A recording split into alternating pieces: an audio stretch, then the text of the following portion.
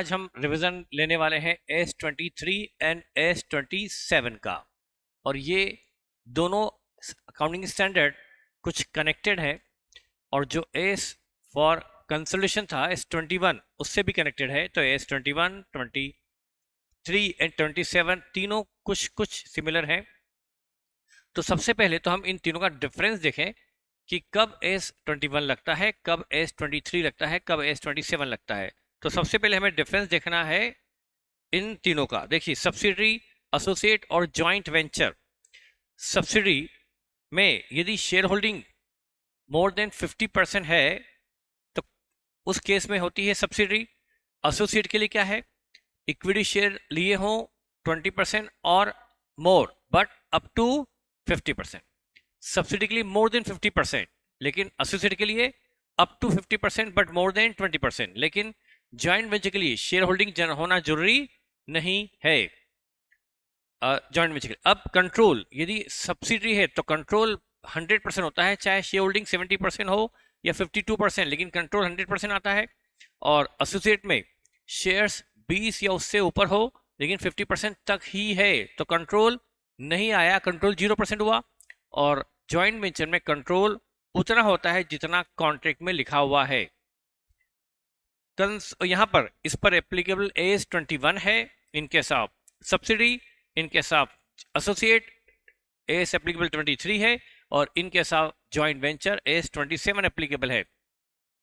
Consolidation जो तीनों case में रफ वर्क होता है, सब्सिडी के केस में सब्सिडी की इंटायर बैलेंस शीट 100% होता है कंसोलिडेशन, क्योंकि कंट्रोल 100% है तो कंसोलिडेशन भी 100%। यदि स्टेक 70% है, 55 भी है, 60 भी है, 80 भी है, 90 भी है, और चूंकि कंट्रोल 100% होता है तो 100% असेट मर्ज होती है, फुल कंसोलिडेशन अप्रोच यूज की जाती है। लेकिन एसोसिएट में चूंकि कंट्रोल 0% है तो कंसोलिडेशन भी 0% होता है, कोई एसेट लायबिलिटी मर्ज नहीं की जाती। वाइल कंसोलिडेशन कुछ और तरीका यूज करते हैं, पर कंसोलिडेशन ऑफ एसेट लायबिलिटी नहीं होता लाइक सब्सिडी।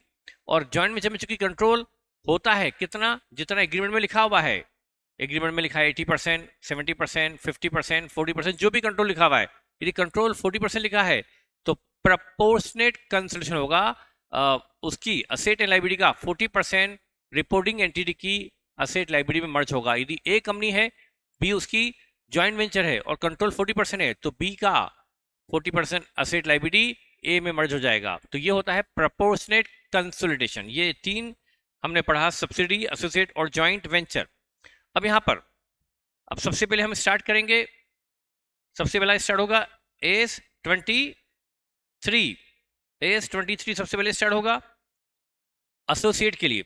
देखिए, इन्वेस्टमेंट इन एसोसिएट। बेटा एसोसिएट में क्या है, इक्विटी शेयर लिए हो 20% या उससे ज्यादा, लेकिन अप टू 50%। तो लेकिन लिखा क्या है, it is an enterprise in which investor has significant influence directly और indirectly and which is neither subsidy not joint venture. A का बी पर सिग्निफिकेंट इन्फ्लुएंस है तो ए हो गया इन्वेस्टर और बी हो गई एसोसिएट। अब सिग्निफिकेंट इन्फ्लुएंस कैसे आता है, उसका मतलब क्या है, right to participate in decision of operating and financial matter. सिर्फ डिसीजन लेने का अधिकार नहीं है, डिसीजन में पार्टिसिपेट करने का अधिकार है। क्योंकि डिसीजन लेने का अधिकार तो होल्डिंग को होता है, क्योंकि मोर देन 50% वोटिंग पावर चाहिए, यहाँ तो अप टू 50% ही है। तो यहाँ पर डिसीजन को प्रभावित कर सकते हैं लेकिन डिसीजन ले नहीं सकते। सिग्निफिकेंट इन्फ्लुएंस है मतलब उस डिसीजन में पार्टिसिपेट कर सकते हैं। अच्छा, ये सिग्निफिकेंट इन्फ्लुएंस किस किस तरह से आ सकता है, एक तो बाय एक्वायरिंग 20% और more equity share, that is voting power, लेकिन 20 या मोर बट अप टू 50%, या बाय ऑपरेशन ऑफ लॉ भी आ सकता है कि मतलब मान लीजिए किसी एक के तहत या किसी एक गवर्नमेंट डिपार्टमेंट का, मान लो ए एक एंटिटी है, बी ने और एक एक एक एक, एक कोई भी गवर्नमेंट है, बी कंपनी ने टैक्स पे नहीं किया, तो वैसे तो ये कोई लॉ नहीं है भाई। ऑपरेशन ऑफ लॉ मतलब ये हो सकता है कि कोई सेक्शन के तहत, कोई लॉ के तहत कंट्रोल आ गया गवर्नमेंट का किसी कंपनी पर।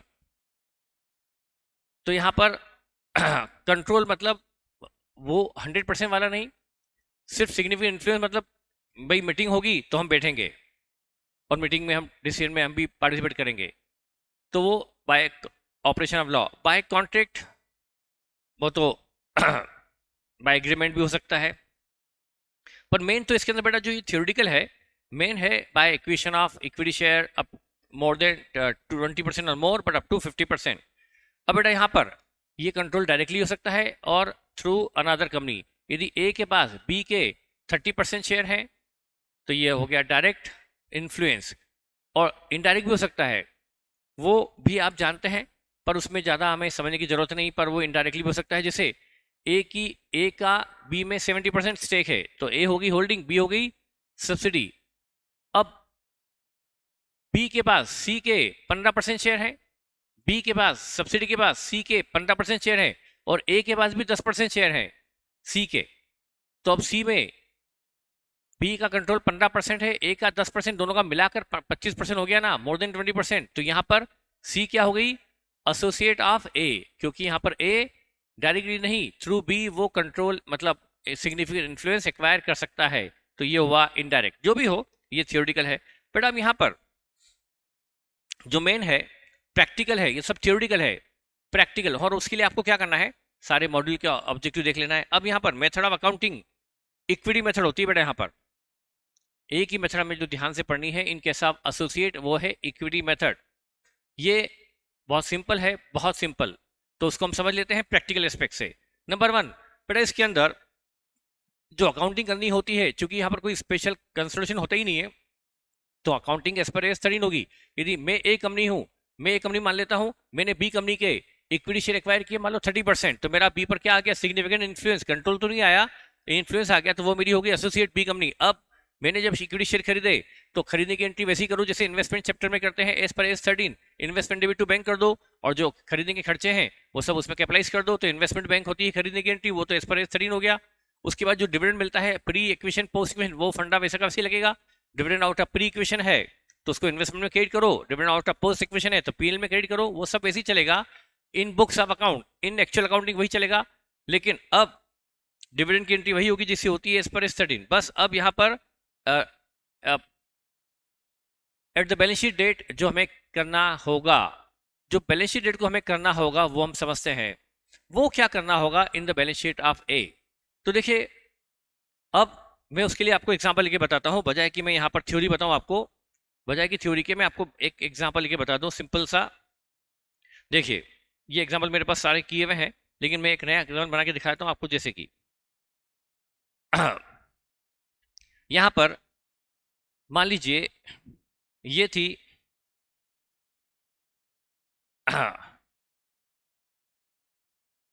बी लिमिटेड, या मैं ये बी लिमिटेड है, यहां पर या इसको मैं लेता हूं ए लिमिटेड, ए लिमिटेड है,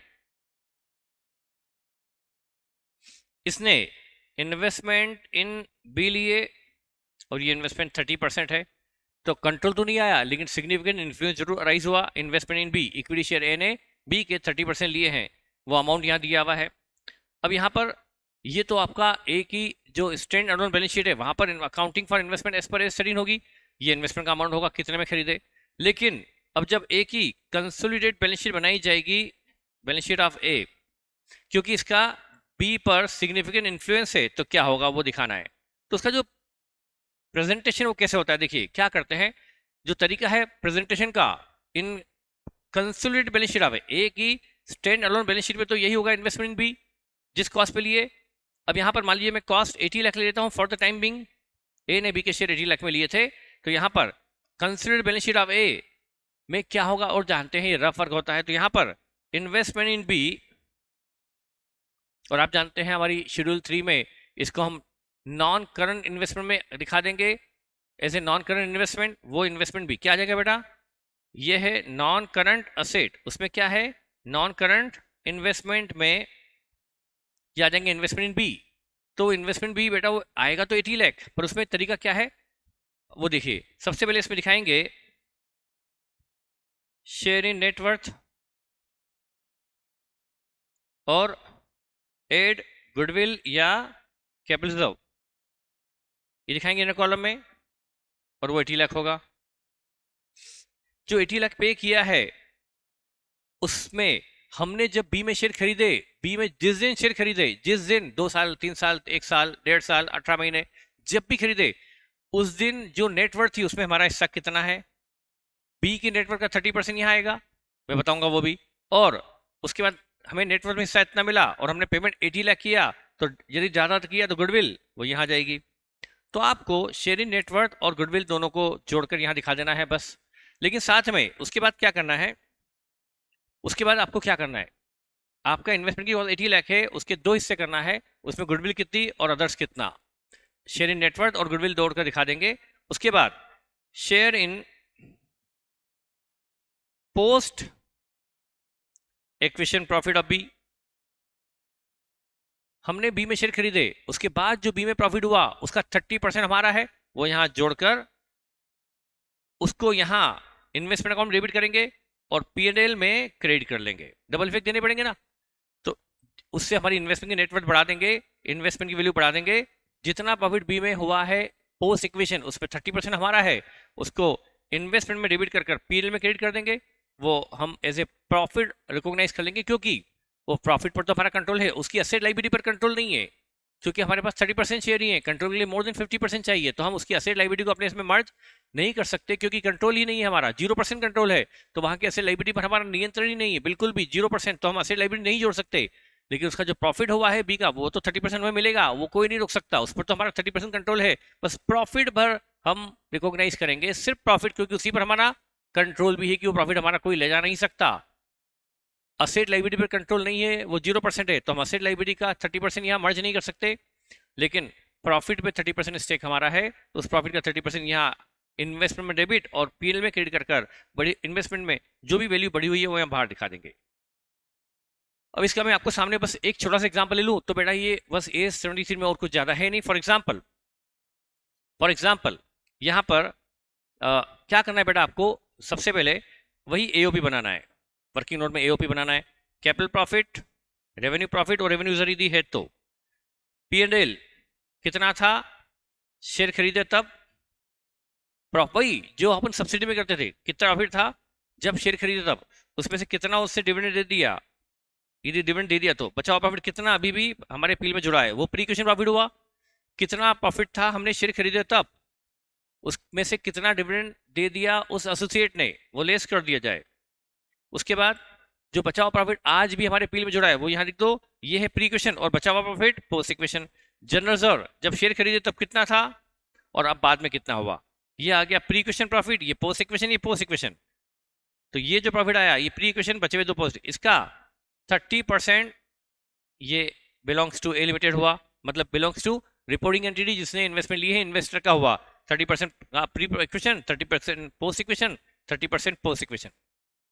मान लो ये जो भी होगा बेटा, मान लो ये भी मैं अमाउंट ले लेता हूं अभी, और यहाँ पर इसके बाद वर्किंग नंबर, तो बेटा 1 तो ये हो गया AOP जैसा हम बनाते थे सब्सिडी में, बिल्कुल वैसा का वैसा AOP बनेगा जैसा हम बनाते थे सब्सिडी में। उसके बाद गुडविल भी निकालनी पड़ेगी वैसे ही जैसे आप निकालते थे सब्सिडी में, कॉस्ट ऑफ इन्वेस्टमेंट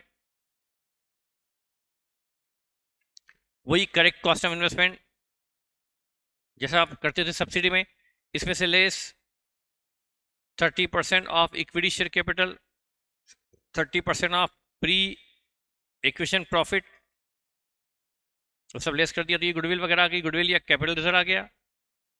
और बेटा ये जो है ना, ये तो शेयरिंग नेटवर्थ है, capital plus reserve surplus pre equation, उस दिन क्या आ गए, कैपिटल प्लस रिजर्व सरप्लस का 30%, यानी कैपिटल प्लस रिजर्व सरप्लस को मिला के जो नेटवर्थ आती है बेटा, कैपिटल प्लस प्रॉफिट्स, यानी असेट लेस लायबिलिटी होता है, आपको पता है असेट लेस लायबिलिटी का मतलब ही दूसरा क्या है, कैपिटल प्लस रिजर्व सरप्लस, क्योंकि आपके बैलेंस शीट में इधर इक्विटी शेयर कैपिटल होती है, इधर रिजर्व एंड सरप्लस होता है, इधर असेट होती है, इधर लायबिलिटीज।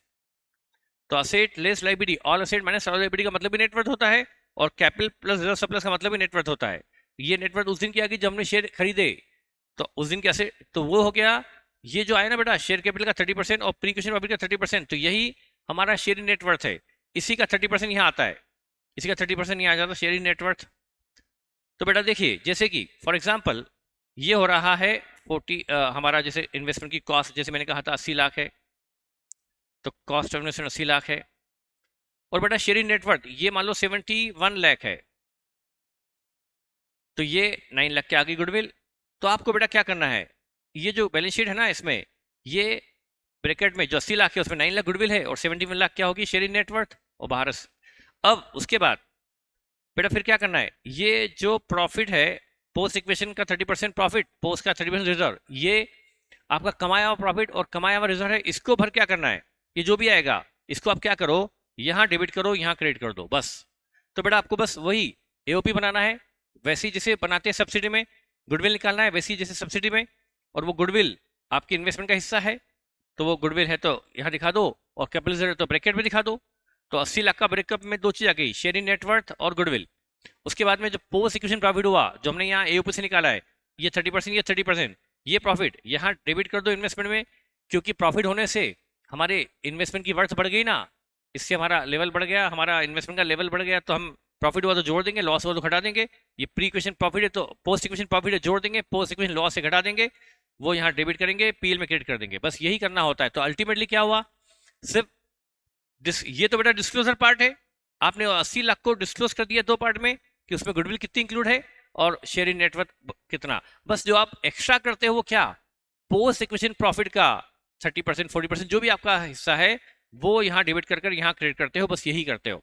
और ये भी कंसोलिडेटेड बैलेंस शीट में होता है, एसोसिएट में इससे ज्यादा समझने का कुछ नहीं है, ठीक है बेटा। तो ये था रिगार्डिंग एसोसिएट। अब आता है joint venture, AS27 for joint venture. तो जॉइंट वेंचर में क्या देखते हैं बेटा, जॉइंट वेंचर में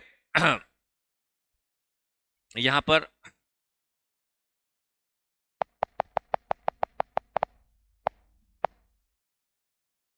जॉइंटली कंट्रोल, हाँ वो हम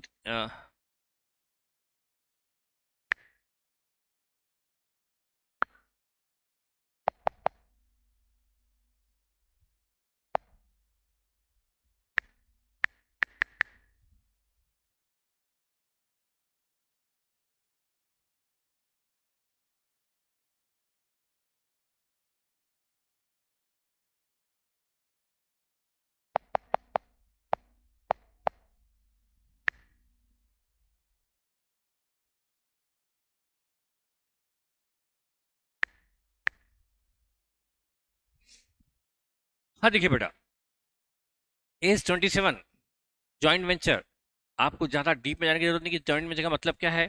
कोई वर्क, कोई एक्टिविटी, कोई वर्क किया जाता है, कोई economic activity for the economic मतलब जो प्रॉफिट के लिए की जाए, कोई इकोनॉमिक एक्टिविटी मिलकर की जाती है विद जॉइंट कंट्रोल, तो उसको बोलते हैं जॉइंट वेंचर। जब दो या दो से अधिक ऑर्गेनाइजेशन, जब दो या दो से अधिक ऑर्गेनाइजेशन कोई इकोनॉमिक एक्टिविटी जॉइंटली कंडक्ट करते हैं फॉर द और विथ जॉइंट कंट्रोल, और उस पर सभी का कंट्रोल होता है, वो जॉइंट वेंचर है। मिलकर काम कर रहे हैं, सिंपल सी बात है, मिलकर काम कर रहे हैं और उस पर सभी का कंट्रोल है।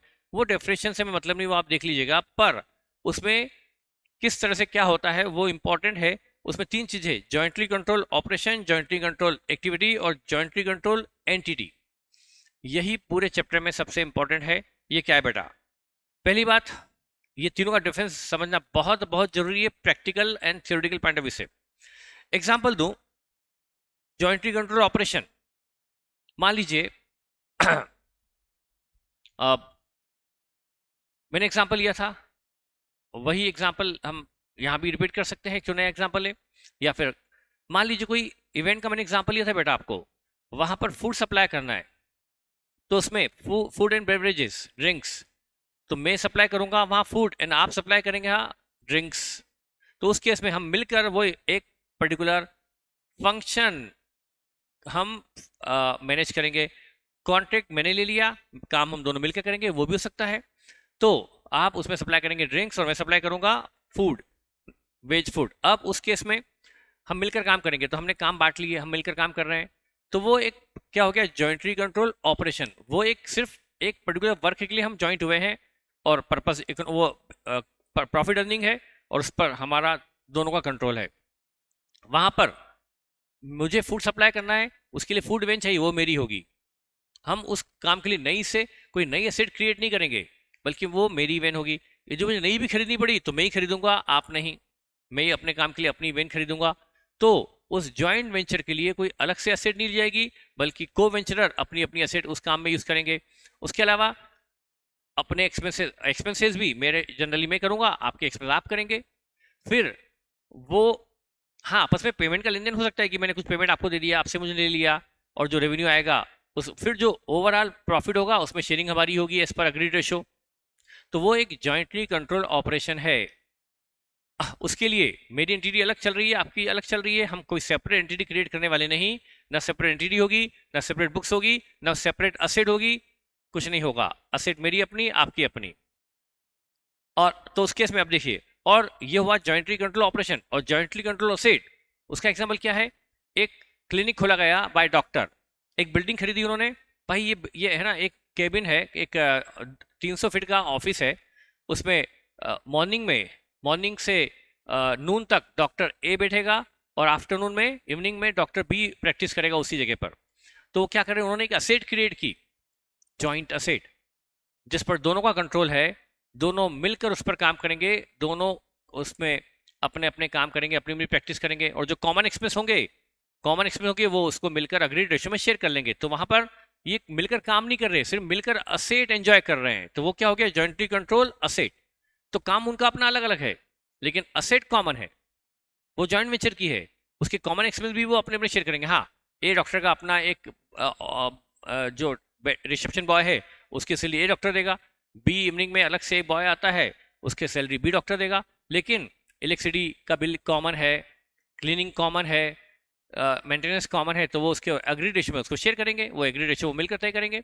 एक्सपेंसेस जो कॉमन होंगे मिलकर शेयर, तो वो हुई, उस असेट पर दोनों का कंट्रोल है, तो वो हो गई जॉइंटली कंट्रोल असेट।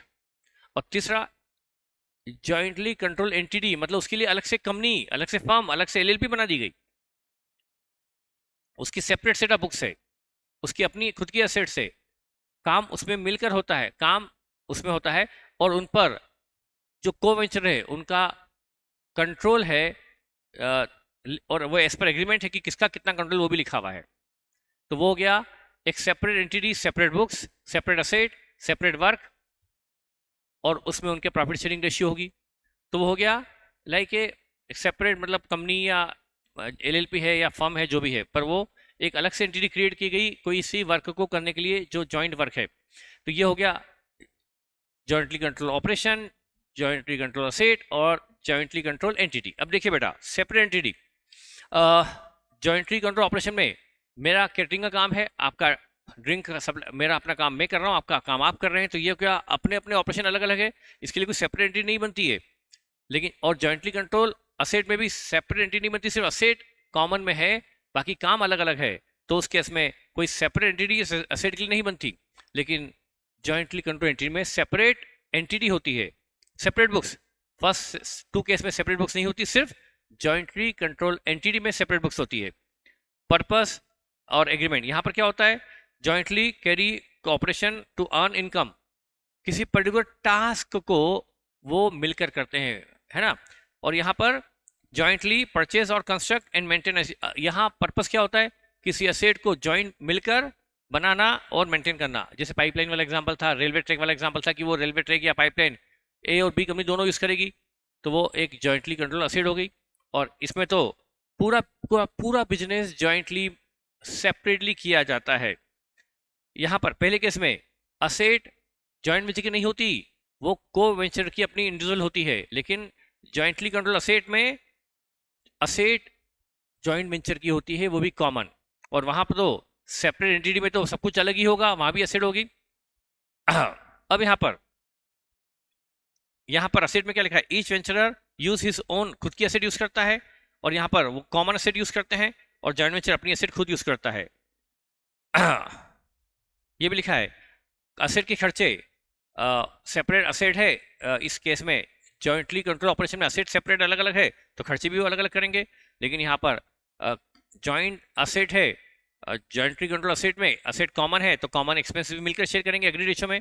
और वहां तो जॉइंट वेंचर खुद अपने खर्चे मिट आउट करता है, क्योंकि सेपरेट एंटिटी है। यहाँ पर हर को वेंचर अपनी अपनी असेट खुद क्रिएट करता है, और जॉइंट में जॉइंट वेंचर ही अपनी एसेट क्रिएट करता है। हाँ, यहाँ पर कंट्रोल सबका जॉइंटली कंट्रोल ऑपरेशन में मेरी एसेट पर मेरा कंट्रोल, आपकी एसेट पर आपका कंट्रोल, लेकिन जॉइंटली कंट्रोल एसेट में कंट्रोल हम मिलकर होगा, और वहाँ पर जॉइंटली क्वांटिटी में तो कंट्रोल यदि कोवेंचर का है तो एसेट पर कंट्रोल भी कोवेंचर का ही होगा। शेयरिंग ऑफ एक्सपेंसेस रेवेन्यू, वहाँ पर देखिए वो तो अग्री रेशो में हर जगह होंगे, हाँ, लेकिन पहले केस में रेवेन्यू होगा, एग्री रेशो में शेयर होगा। दूसरे केस में रेवेन्यू होता ही नहीं है, डॉक्टर अपना रेवेन्यू खुद कमा रहा है, बी अपना रेवेन्यू खुद कमा रहा है, सिर्फ खर्चे वो लोग शेयर करेंगे। और जॉइंट अकाउंट एंटिटी में तो डेफिनेटली अग्री रेशो में वो प्रॉफिट शेयर करेंगे। अकाउंटिंग पॉइंट ऑफ व्यू से यहाँ पर मेरी अकाउंटिंग मैं करूँगा, आपकी अकाउंटिंग आप करेंगे, मैं इसको समझाने जा रहा हूँ अभी। और इसमें क्या होगा मैं बताऊंगा आपको, ये आपके पढ़ने से मतलब नहीं, फिर भी एक बार बता दूं, जॉइंटली कंट्रोल ऑपरेशन में मैं अकाउंट खोलूंगा जॉइंट वेंचर विद बी, आप खोलेंगे जॉइंट वेंचर विद ए, मैं उसका एग्जांपल लेके बताऊंगा। और जॉइंट वेंचर वाली जिसमें कॉमन असेट होती है, जॉइंटली कंट्रोल असेट में क्या होगा, असेट में मेरा हिस्सा मैं दिखाऊंगा, आपका हिस्सा आप दिखाएंगे, पर इसकी सेपरेट बुक्स नहीं होती जॉइंट वेंचर की। पर असेट में यदि 70% मेरा है, 30% आपका है, तो 70% मैं अपने इसमें दिखा दूंगा, 30% आप दिखा देंगे। खर्चों का 70% मैं अपना खर्चा मान लूंगा और खर्चों को मैं रिकॉर्ड कर लूंगा, 30% खर्चा आपका है तो वो आप अपने रिकॉर्ड कर लेना, इस तरह से होता है बस। और यहाँ तो जॉइंट वेंचर की अपनी सेपरेट सेट ऑफ बुक्स होती है, वो अपनी बुक्स खुद मेंटेन करता है। नीड ऑफ कंसोलिडेशन, यहाँ पर मेरी एसेट मेरे पास है, आपकी एसेट आपके पास है, मेरे खर्चे मैं कर रहा हूँ, आपके खर्चे आप कर रहे हैं, तो जरूरत ही नहीं है कंसोलिडेशन की। हाँ, और यहाँ पर भी असेट जब क्रिएट की गई 70% असेट मैंने दिखा दी, 30% आपने दिखा दी, तो फिर अब ईयर एंड में कोई असेट अपने लाने की जरूरत ही नहीं है, वो सब लिखा हुआ है इसके अंदर। और लेकिन जॉइंटली कंट्रोल एंटिटी में क्या बताया था, असेट लायबिलिटी बुक्स कहाँ पे लिखी हुई है, सब जॉइंट वेंचर की अपनी बुक से, तो अपनी बुक से तो असेट लायबिलिटी कहाँ लिखी हुई है, जॉइंट वेंचर की बुक्स में। और चूंकि इस पर हमारा कंट्रोल मान लो 60% मेरा है, 40% आपका है, तो 60% आप अपने इसमें मर्ज, 60% मैं अपने असेट लायबिलिटी में मर्ज करूंगा रफ में, मतलब मैं करूंगा प्रोपोर्शनेट कंसोलिडेशन, 60% मैं करूंगा असेट लायबिलिटी का, 40% आप करेंगे, वो मैं समझाऊंगा आपको भी। तो बेटा ये तो मैंने बताया, ये तीनों में डिफरेंस आपको इसको पढ़ लेना चाहिए, पता भी होगा। अब मैं आपको एक एक करके बता दूं इनकी अकाउंटिंग, ओके, मैं फटाफट आपको बता दूं उसकी अकाउंटिंग बेटा क्या होती है, वो समझ लेते हैं। नंबर 1 देखिए, jointly control operation, for example मेरी बुक से मैंने यहां पर खोला, मैंने अपने यहां खोल लिया जॉइंट वेंचर विथ बी, आप बी हैं, या सिर्फ जॉइंट वेंचर अकाउंट खोलिए तो भी चलेगा। मेरी बुक्स में ए बुक्स, ए की बुक से मैंने अकाउंट खोल लिया जॉइंट वेंचर विथ बी, और बी की बुक्स में मैं नहीं बता रहा हूं, आप समझ जाएंगे, मैं ऐसा कैसा बी अपनी बुक्स खोलेगा, वहां खोलेगा बी अपने यहाँ joint venture with A account. मैंने मान लो जैसे एग्जांपल मैंने लिया था, मैं अब एक काम करते, मान लीजिए हम दोनों मिलकर, एग्जांपल बेस्ट होगा मॉडल का ले लें कि हम दोनों मिलकर एक फ्लैट्स बना रहे हैं या रो हाउसेस बना रहे हैं, रो हाउसेस बना रहे हैं। मैंने उसके लिए जमीन खरीदी, उस रो हाउस के लिए 2 बैंक करके 70 लाख की जमीन मैंने खरीदी, उस जॉइंट वेंचर के लिए 70 लाख की जमीन खरीदी। उसके अलावा मेरे पास खुद के पास लैंड थी 1 करोड़ की, वो लैंड भी मैंने दे दी, तो 2 लैंड मेरे पास है, तो 1 करोड़ की जमीन मैंने दे दी, तो मैंने 1 करोड़ 70 लाख लगा दिया है उस जॉइंट वेंचर में, तो मैं 1 करोड़ 70 लाख लेना दिखा दूंगा उस जॉइंट वेंचर से। अब मैंने कुछ एक्सपेंसेस किए इस कंस्ट्रक्शन के लिए, मैंने रो हाउसेस के कंस्ट्रक्शन के लिए 90 लाख खर्च किए, तो 90 लाख में क्या करूंगा, 2 बैंक करके एक्सपेंसेस 2 बैंक ब्रैकेट में एक्सपेंसेस डेबिट कर दूंगा। मेरी यहाँ सेट है, कुछ रोलर वगैरह है, कुछ और भी असेट है, क्रेन है, वो मैंने यूज करी, अपनी असेट यूज करी इस साइड के लिए, तो मैं उसका डेप्रिसिएशन चार्ज करूंगा इस जॉइंट वेंचर से, तो मैं 2 मतलब जॉइंट वेंचर को डेबिट करूंगा और वो असेट को क्रेडिट कर दूंगा। उस मान लो असेट मैंने 2 महीने यूज की है, 3 महीने उसकी है, तो प्रोपोर्शनल डेप्रिसिएशन 2 या 3 महीने का ही मैं यहाँ से चार्ज करूंगा। मान लो वो हुआ 8 लाख, तो मैंने वो 8 लाख का डेप्रिसिएशन जॉइंट वेंचर से डेबिट कर कर असेट अकाउंट में क्रेडिट कर दिया। ये मैंने सब जॉइंट वेंचर से लेना दिखा दिया, ठीक है। ये सब करता रहा मैं। अब इधर ये तो बनेगा बेटा मेरी बुक्स में joint venture with B account में लेना दिखाया जा रहा हूं, लिखाया जा। अब इधर क्या हुआ, ईयर एंड में इधर मैं एक बनाऊंगा memorandum profit and loss account of joint venture. बेटा मैं प्रॉफिट निकालूंगा, ये रफ वर्क है। कुल मिलाकर ए और बी वेंचरर ने जमीन लगा दी, कुल खर्चा 2,75,00,000 की जमीन लगा दी। कंस्ट्रक्शन पे खर्चा कर दिया मान लो 625 करोड़। ये सब जमीन लगा दी 275 करोड़ की, खर्चा कर दिया। ये एक्सपेंसेस मैंने दिखा दूं दोनों के मिलाकर और भी सब मिलाकर कुल 6-7 900 करोड़ का खर्चा कर दिया। 900 करोड़ का खर्चा कर दिया, 9 करोड़ का खर्चा कर दिया है इस रॉ हाउसेस पर, 9 करोड़ दोनों ने मिलकर। ये खर्चा हो गया जॉइंट वेंचर का। इसमें से अब क्या हो गया सेल, कुछ सेल ए ने की, कुछ सेल बी ने बेचे। मान लो ए ने बेच दिए 4 करोड़ के रॉ हाउसेस, बी ने बेच दिए मान लो 350 करोड़ के रॉ हाउसेस बेच दिए। तो अब यहां पर ए ने जब बेचे होंगे तो ए क्या करेगा, बाय बैंक। ए को 4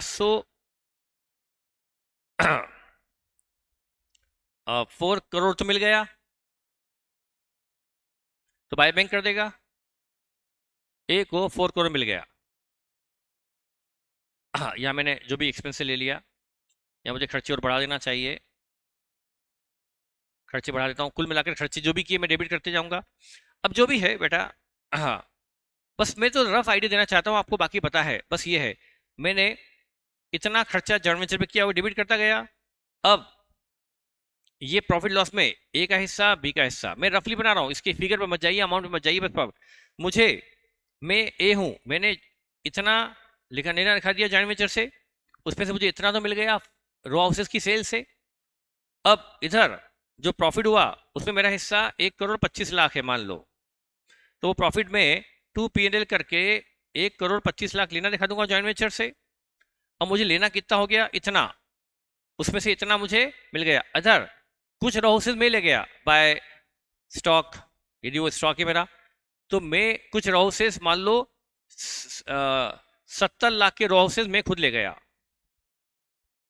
जो नहीं बिके वो मैंने रख लिए। तो मुझे 4 करोड़ तो बेचने से मिल गया और 70 करोड़ के रॉ हाउस मिल गए।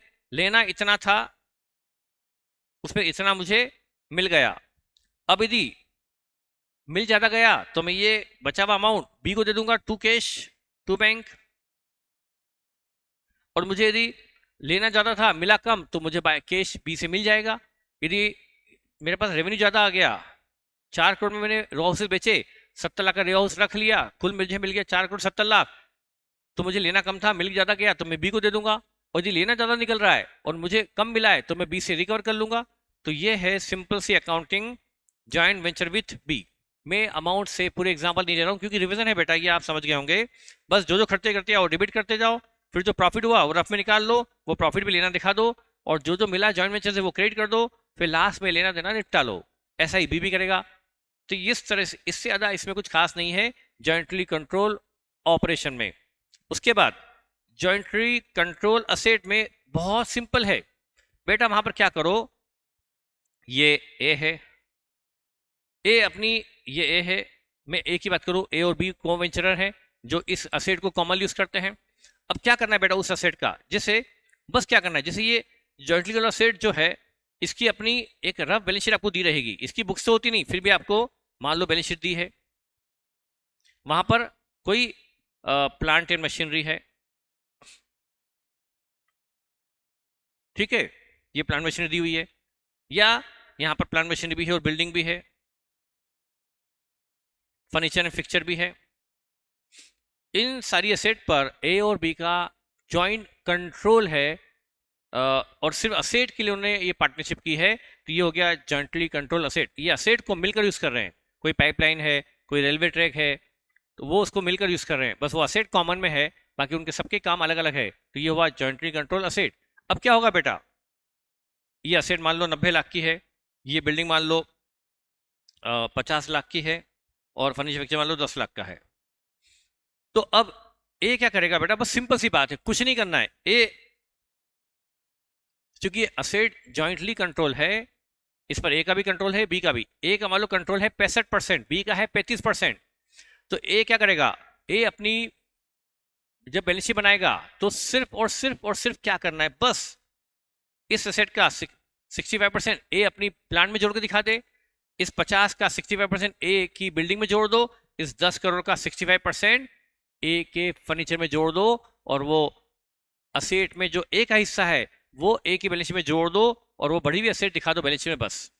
और जो खर्चा है, इन जो इस खर्चे जो पीएनएल में आ रहा है, जो भी खर्चा आ रहा है इस असेट का, इस जॉइंटली कंट्रोल असेट का जो खर्चा आ रहा है, इस खर्चे में भी ए का 65% शेयर है, तो इस खर्चे का 65% ए के खर्चे में जोड़ दो, इस खर्चे का 65% भी, ये मान लो अलग अलग हेड में खर्चा है, मान लो ये सैलरी है, ये मेंटेनेंस है, तो क्या करो, ये खर्चा का 65% सैलरी में जोड़ दो, इस खर्चे का 65% मेंटेनेंस में जोड़ दो ए के, तो असेट और एक्सपेंसेस दोनों का 65 ए में जोड़ दो रेलिवेंट प्लेस पर, और कुछ नहीं करना है इस जॉइंटली कंट्रोल असेट में, बस, और कुछ नहीं करना है।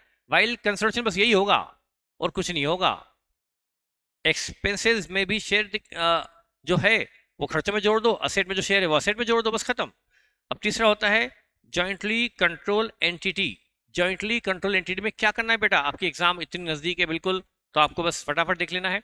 जॉइंटली कंट्रोल असेट में बेटा क्या करना है, जॉइंटली कंट्रोल असेट में क्या करना है बेटा, बस जैसे ही आपको, चूंकि इसकी अपनी सेपरेट बुक्स है, इसकी अपनी बैलेंस शीट होगी, मैं अभी आपको बता रहा हूँ टी फॉर्म में, वो कंपनी के फॉर्म में होगी, तो कंपनी के फॉर्म में होगी, यदि कंपनी की बैलेंस शीट ये कंपनी है तो बैलेंस शीट टी शेड्यूल 3 के फॉर्म में बनेगी। वो जॉइंटली कंट्रोल एंटिटी कोई कंपनी भी हो सकती है, जनरली कंपनी का अलग ऑप्शन देते हैं, तो वहां पर land and building, plant and machinery है, स्टॉक है, डेटर है, कैश एंड बैंक है, इक्विटी शेयर कैपिटल है, रिजर्व एंड सरप्लस है, लोन है, क्रेडिटर है, ये सब बैलेंस शीट है। तो बेटा आपको पता है यहां पर क्या करना है आपको यहां पर भी आपको बस, आपको यदि होल्डिंग सब्सिडी याद है तो ये भी याद है। होल्डिंग सब्सिडी में आप, चूंकि सब्सिडी पर आपका कंट्रोल 100% होता था, तो आप 100% एसेट लाइब्रेरी मर्ज करते थे, पर चूंकि यहां पर आपका कंट्रोल सिर्फ स्पेसिफिक है, एज पर एग्रीमेंट है, वो क्वेश्चन में लिखा रहेगा कि 60% है या 70% है, और जनरली वो लिखते नहीं, बस इक्विटी शेयर देते कि एक के बाद इक्विटी शेयर, मान लो एक के बाद इक्विटी शेयर है 40%, भली 40% है, पर वो कॉन्ट्रैक्ट भी साथ में है, उसमें उनको कंट्रोल भी 40% लिखा रहेगा, क्वेश्चन में ना लिखा रहा हो, पर मान लो यदि उन्होंने जॉइंटली कंट्रोल एंटिटी बोला है, मतलब जॉइंटली कंट्रोल है, मतलब कंट्रोल है, भली स्टेक 40% पर कंट्रोल तो है, तभी तो जॉइंटली कंट्रोल एंटिटी कहाँ है, तो ए का मान लो 40% इक्विटी शेयर है, तो कंट्रोल भी 40% होगा, तो क्या करो, इस लैंड बिल्डिंग का 40% ए में जोड़ो, प्लांट मशीनरी का 40% ए की मशीन में जोड़ो, स्टॉक का, डेटर का, कैश बैंक का 40% और लोन और क्रेडिट का भी 40% रेलिवेंट हेड में जोड़ दो ए की बैलेंस शीट में। जो रिपोर्टिंग एंटिटी ए है, जिसका इस जॉइंटली कंट्रोल एंटिटी में 40% स्टेक है, तो इन सारी एसेट और लायबिलिटी का प्रोपोर्शनेट कंसिडरेशन करना पड़ेगा और बाकी सब तो वही है। ये प्रॉफिट का दो पार्ट करने पड़ते हैं, प्री इक्वेशन और पोस्ट इक्वेशन।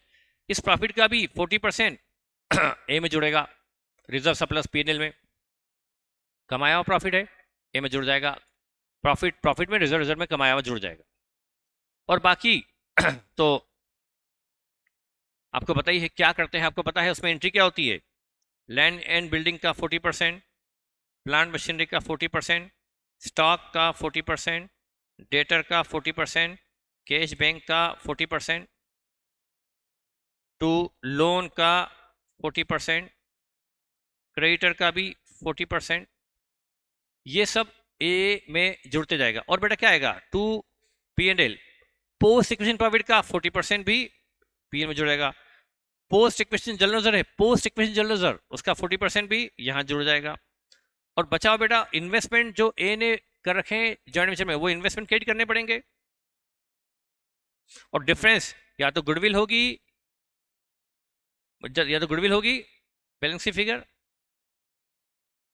ये एंट्री में बैलेंस फिगर है, गुडविल होगी या कैपिटल होगा, जो भी हो। तो बेटा आपको क्या करना है, ए मान लो रिपोर्टिंग एंटिटी है जिसके पास बी के 40% शेयर है और वो बी जो है जॉइंटली कंट्रोल एंटिटी लिखा हुआ है, 40% के बाद भी कंट्रोल आ गया 40% क्योंकि जॉइंटली कंट्रोल एंटिटी है। तो क्या करो बेटा ए की बैलेंस शीट में ये सब असेट का 40% जोड़ जोड़ के दिखा दो, लाइब्रेरी का 40% जोड़ के दिखा दो, प्रॉफिट का 40% जोड़ के दिखा दो पोस्ट इक्वेशन। और गुडविल तो बेटा रफ में निकलेगी ना, जैसे गुडविल आप निकालते थे सब्सिडी में, वो गुडविल निकाल लो और यहाँ दिखा दो, वो गुडविल भी दिखा दो इंटेंजिबल एसेट में। और इन्वेस्टमेंट जो ए ने कर रखे हैं जॉइंटली कंट्रोल्ड एंटिटी में वो हटा दो, उसको अब दिखाने की जरूरत नहीं क्योंकि आप उसकी एक एसेट लाइब्रेरी मर्ज कर चुके तो इन्वेस्टमेंट अब नहीं आएंगे। बस यही तो करना है बेटा। मतलब आपको यहाँ पर भी क्या करना है, एओपी बनाना है, यहाँ पर भी एओपी बनेगा, जॉइंटली कंट्रोल एंटिटी जो है ना बेटा उसका एओपी बनेगा, कैपिटल प्रॉफिट, रेवेन्यू रिजर्व, वैसे ही बनेगा जैसे बनता है इसमें। वैसे ही बेटा इसको क्या बताओ, ये तो आप पढ़ चुके हैं सब्सिडी में। इसका मान लो 40% ए का है, ये कमाया हुआ प्रॉफिट, कमाया हुआ रिजर्व, ये तो ए के पीएनएल और रिजर्व में जुड़ जाएगा, लेकिन ये खरीदा हुआ है। इधर बेटा वर्किंग नोट 2 में वही गुडविल निकलती है,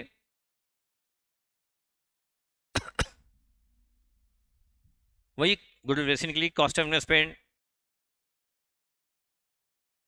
लेस इक्विटी शेयर कैपिटल का 40%, और ये प्री एक्विजिशन प्रॉफिट, खरीदे हुए प्रॉफिट का 40% भी यहाँ आ जाएगा।